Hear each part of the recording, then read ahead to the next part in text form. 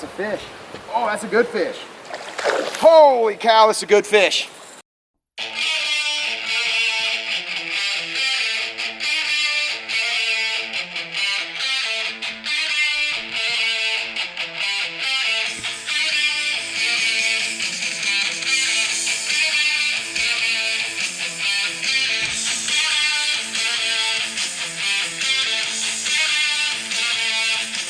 This week on Super Awesome Outdoors Adventures Fun Time, we're heading to the town of Greenville in central Illinois.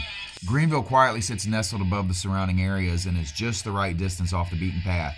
For those of you looking to want to get away from the hustle and bustle of the city, Greenville's got plenty of small town feel. But today we're looking for something a little different, a lake full of largemouth bass. We're here in Bond County in central Illinois, about 1.5 miles from the heart of Greenville, at Greenville Old City Lake. It's now called Patriot Park. Back in the day, this lake was a good recreation place for swimming, but now it's pretty much just primarily for fishing. It's about 22 acres with an average depth, I think, of maybe 6 or 7 feet. It's got about 900 acres of watershed that flow into this lake. There's a pretty good number of bass in this lake. There's just not a really good number of big bass in this lake. One of the cool things about this lake is for the people here in central Illinois that don't have access to trout fishing out in west or some of the Missouri trout parks, is they have a fall and winter trout stocking program where they put rainbow trout in here and you're allowed 5 fish a day. So I think it's just kind of a cool experience for people that don't typically get to trout fish. So we're gonna get on the water today and see how it works out. Hopefully we can get a few fish for you guys and have something exciting to see. Not that I've ever learned this the hard way, but first and foremost, check the plug. Another lesson I can neither confirm nor deny is when you're fishing solo, never disconnect the boat from the trailer. You may think that when you back in, that boat's going to kindly wait for you to hop in and just have a wonderful day fishing. But what it's really going to do is launch itself into the middle of the damn lake in March, and you're going to have to jump in a jacket and a pair of blue jeans while 30 onlookers at the marina watch your dumb ass chase down your boat. But I digress. Let's get to why we're here. I've come up here in the past and done really well. Some of the best days I've had fishing have been on this lake. There's been days where we've caught 40 in a few hours. Another day we had 60. But the water's really murked up from a cold front we had come in 2 days ago. And the wind's blowing pretty good, so I'm not really sure how it's going to work today. Water temp 65 though. I fished yesterday at another lake and the water temp was 56. And didn't catch a damn thing. So maybe today we'll get into something. You know, I grew up being taught that when you're fishing this really murky water, go with like bright colors, chartreuse, white. Fish can see it better, and that's what I've always done. But I watched this video and this guy had a GoPro underwater and he was bouncing different colored lures in front of this GoPro at about 2.5, 3 feet. And the dark colors like black and blue or dark green pumpkin showed up best. So I've got this new lure. It's a crazy color, and the whole reason I bought it was to fish murky water, see if it's going to pan out. Like I was saying earlier, you can see the color of this water. It's pretty murked up from all the rain we had. I'm not sure where the water comes in to fill this thing, but it's pretty bad. So I'm going to go ahead and use this crazy color. I don't know if you guys have ever seen anything like this. I haven't. This is a 4.0 square bill Strike King crankbait, and it's 5 to 6 feet deep. And I'm going to test that theory that I saw online that the darker colors show up better in murky water. So we shall see. Another lure I've had great success with on this lake is a river to sea whopper plopper. The first time I ever fished this lake, in an hour and a half, I caught 17 bass on this. Now this lake, typically, just like any other Illinois lake that I have ever fished, the later into the summer season we get, the more moss and algae and milfoil growth you get, and these topwater spinning baits are pretty useless. They just get snagged up and they foul and they won't spin. But with the water temp being 65 degrees today, I'm not sure if this is even going to work. I'm just going to give it a shot because I don't think there's anything better than catching bass on topwater. And the third one we're going to try today is a chatterbait. I don't know if you guys fish chatterbaits. I know a lot of folks that do, and they're just an excellent bait. It's a good bait when the water temp's cold. It's a good bait when the bite's kind of slow. So we're going to give it a shot, see if we can't pull something out of this murky water.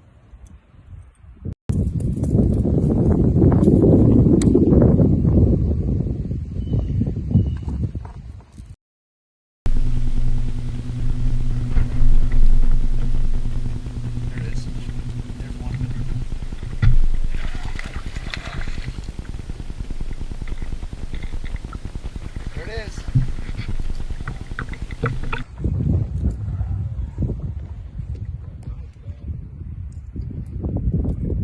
Wasn't sure we were gonna get one on video today.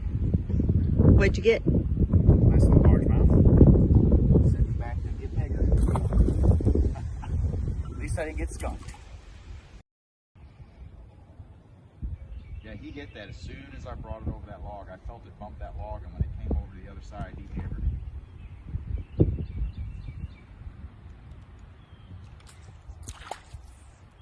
I'll take it. One fish is better than no fish. So here's a quick clip to describe what I meant when I said I brought it over the log or I bumped the log.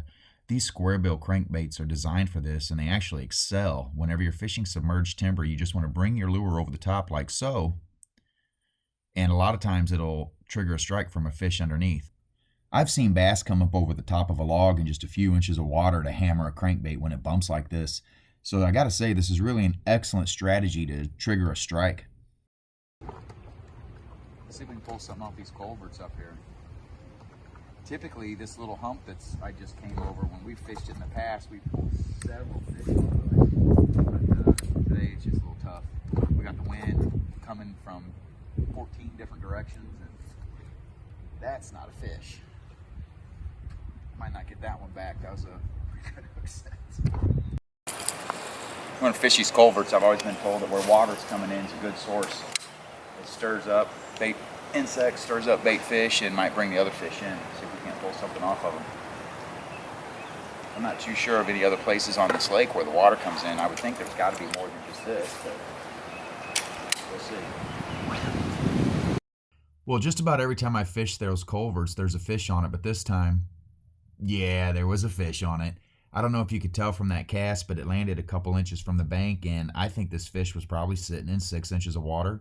It's just these culverts. Every time I fish them, I get a fish or at least get a hit. You know, there's a lot of water that comes in, and it stirs a bunch of stuff up. And more often than not, there's a bass sitting on there waiting on a tasty treat to swim by. And if I'm on a lake and I see a culvert, I'm fishing it. Something that I think is really important for any fisherman, new fishermen or guys that are veterans in the sport, is the amount of tackle you have. I don't know if you can see this, but I've got 1, 2, 3. You know, we got crappie stuff in here, top water. I don't know if you can see behind me. Shallow, deep, chatterbaits, frogs. I got 6 more of these in here. And the real important thing is that 95% of these lures you're never going to use. It's just important to have them in your boat for that special time when you think you might use them and you just never do. That's what makes a true fisherman.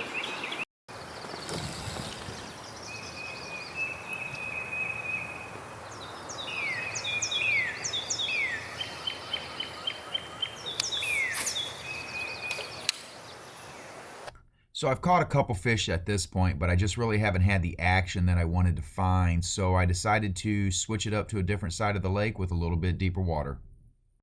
Well, the bank that we just come off of, a lot of that's 5-6 feet deep, and we're throwing up into maybe 1.5 feet. I didn't start catching fish till I hit the 6 or 7 foot mark. Over here right now, the boat's sitting in about 9, and I'm not hitting a lot of that thick grass and milfoil, so maybe a little bit of change here will produce some fish for us.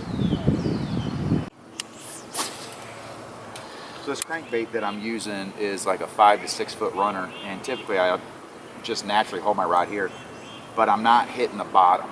And you want your crankbait, if you can, to bounce along the bottom. It just can trigger strikes when it's digging into the bottom. So one of the things you can do if you need an extra foot or so, is you get that thing in there, just lower your rod tip. You know, you figure, what is that, 3 feet? Just lower your rod tip, and now I can feel that bait bouncing along the bottom. You can feel that it's kind of digging in the mud. Every once in a while I feel it hit something solid like a stick. And if I wanted to get deeper, I've even been known to stick my rod tip down in the water and get that extra foot. But most of the time I don't have to do that. I just lower my rod tip and get that crankbait down where I need it to go. We'll be right back after a word from our sponsor. There's an important part of fishing that I wanted to address. When the fishing's really bad, there's always something that you can go to make the fishing better. I mean, no matter how hard it is, a hot day, there's always one thing that you can go to. beer. So at least you'll catch something. So at this point, I've been doing all my fishing at the upper end of the lake. The water's fairly murky, so I thought, let's give it a shot down at the lower end. I've always had good luck on the dam, and what's really cool about the lake down on this end is it changes. You know, the cover changes. There's a lot of cypress trees, a lot of cypress stumps, and it's almost like fishing a different lake. And at one time, long before my time, this was a different lake. In the 30s and 40s when this was constructed, this was a recreation lake for swimming. It had a dive platform, it had a bathhouse, and the bridge that you see here. And it was quite popular, but I believe in the late 80s, early 90s, it was shut down due to poor water quality from swimming, and all that we have left are the remnants of this bridge that you see here. But fortunately, they hold fish. One of the spots that I never fail to hit when I'm fishing this lake is the spillway here in front of me. We're at the lower end, we're fishing the dam. The surrounding water is a lot deeper, but it's usually only about 6 inches in the back of this spillway, and typically I find bass back there. What I like to look for is the transition in the bank, and what I mean by transition is where you have a natural bank turning into riprap, where people have put rocks to keep it from eroding, or a natural bank hitting the concrete wall of a spillway. It's been in my experience that those places hold fish. Another reason I like to fish the spillway is the concrete wall is heated by the spring sun, which in turn heats the surrounding water faster than the rest of the lake, and that tends to bring fish in as well. So what I'm doing here when I'm reeling in is I'm keeping that rod tip up, and the reason I'm doing that is the same concept when I told you to lower the rod tip to get it to go a little deeper. The water's shallow, that crankbait's digging into the bottom of the lake, and I'm just trying to keep it up a little bit to keep from getting snagged. All right, so this is something I like to do, especially if I'm fishing in the boat by myself. You know, if I don't have anybody in the back that I have to worry about. I want to make sure when I got somebody fishing with me, I don't hit every single spot myself. I want to leave some spots so somebody else will catch fish, or, you know, both guys can hit the bank fairly well. But if I'm by myself, instead of hitting the bank perpendicular or a 45-degree angle, I like to get my boat right up against the bank like I'm doing here, and just fish parallel. So my lure is in the strike zone for a longer amount of time. You know, if they're right on the bank, I can pull that thing a foot away from the bank. If they're 4 feet off the bank, I can pull it 4 feet off the bank. I'm not just hitting that strike zone as I'm coming back to the boat. I'm keeping it in the strike zone the whole time. I love fishing parallel to the bank like this.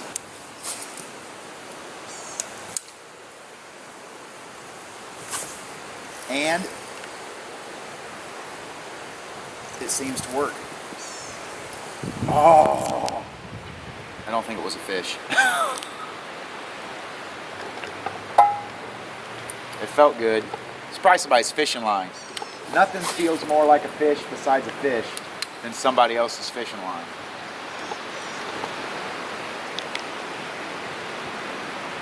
And there's a lot of people that fish from the bank right here, so I wouldn't be surprised if I got into some fishing line.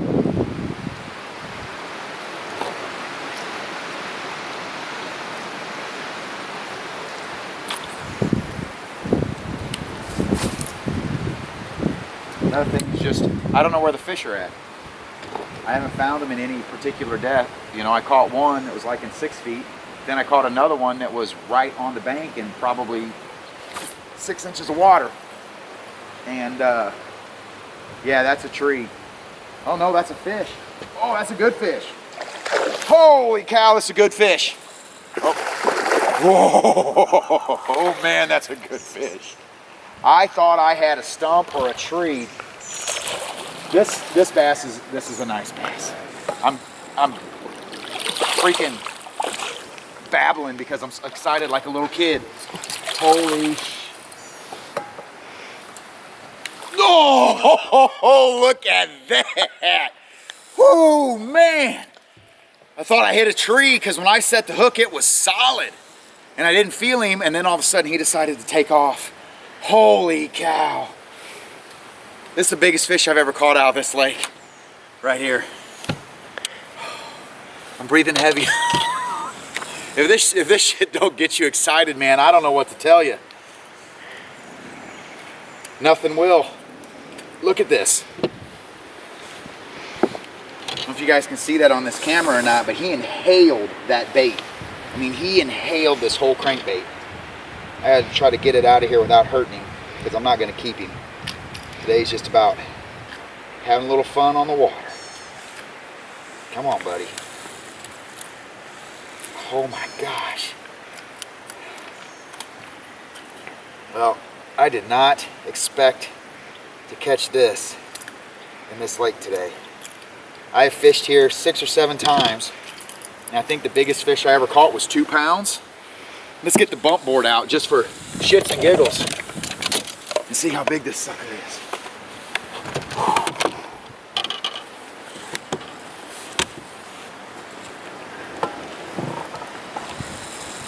22 inches long. Ah, he's bleeding a little bit. Come on, man. 22 inches long. Get in the water really quick here. Make sure we don't hook a gill.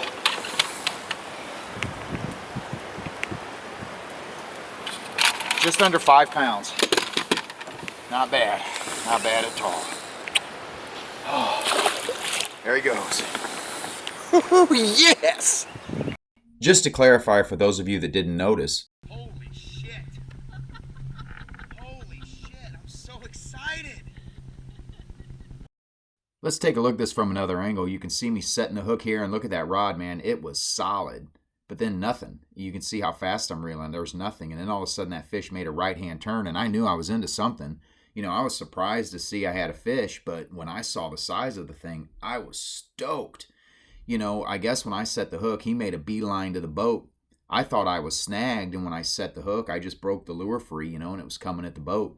So I'm pretty pumped up. It's not every day I get to catch a 5-pound bass. I can go out and catch fish, but a fish of this caliber is just awesome. I don't care who you are. If you love to bass fish, you love catching fish like this. It's actually pretty chilly right now. We've got a cold front coming in. When I got here, the water temp was just under 66. And up here, well, actually on the lower end of the lake right now, here at the dam, it's dropped down to 62. I don't know if you pan above these trees right here, you can see there's a lot of clouds. We're supposed to get rain tonight. It's one of the reasons why when the barometer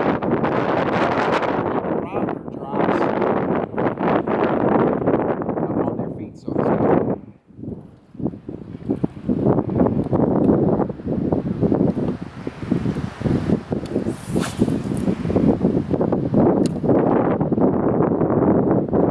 Having a hard time keeping this boat parallel really with this wind. It's really starting to blow. I don't even know if you guys can hear me from the front of the boat. I've had success in the past on this riprap with all these rocks and stuff that they line the bank with. And after we fish that, I think we'll call it. Try to get off the lake before the storm moves in. I don't mind fishing in the rain. We got a fish. Not a very big one, but we got a fish. Lost him at the boat. Doesn't count. He was probably only about 12 inches long, not a big one. I don't even think I set the hook. But as I was saying before I fished so rudely interrupted me, I'll fish in the rain, I'll fish in the wind, I'll fish in the snow, but when it lightnings, you guys can have this boat, man. My ass comes off the water.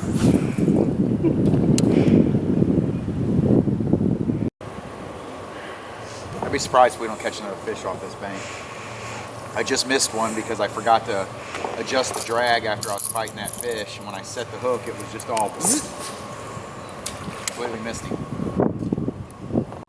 Well, I jinxed myself because I didn't catch another fish off this bank. I actually didn't catch any more fish for the rest of the evening. The storm clouds were coming in, the temperature was dropping, so we decided now was as good a time as any to go ahead and get off the lake. Here at Patriot Park, they have a curfew where you have to be off of the water and off of the park grounds by the time the sun sets, and I'm always cutting it really close because I like to fish right to that very last minute. I'd say overall it was a pretty damn good day. You know, I didn't have to get out of bed and go to work. I caught some fish, drank some beer, spent the day on the water practicing my proper social distancing, and had a really good time doing it.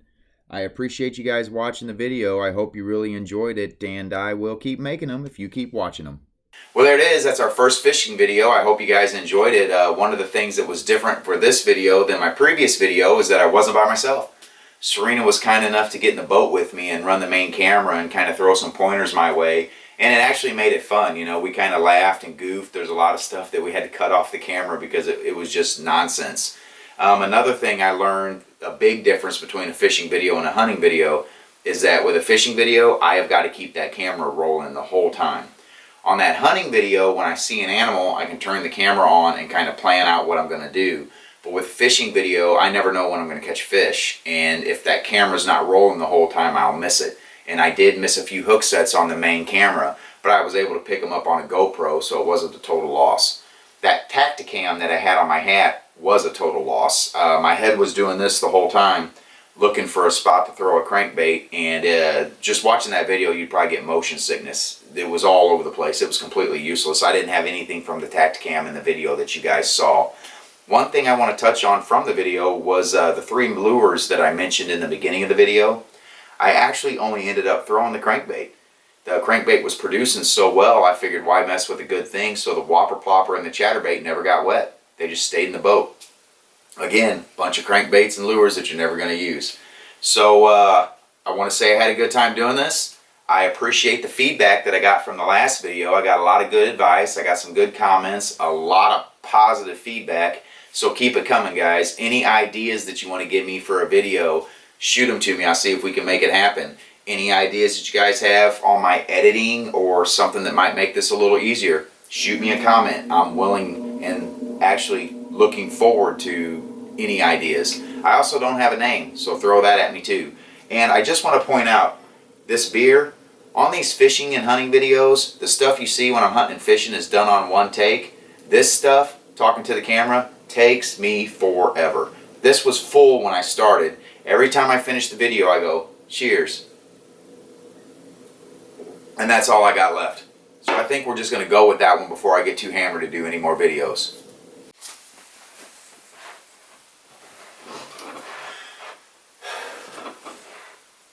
Well, there you have it. That's our first fisting video. That's a different kind of video, man. With me, and she ran the main camera. She ran the main. Well, there it is. I hope you guys liked it. That's our first fishing video. Damn it, this is hard.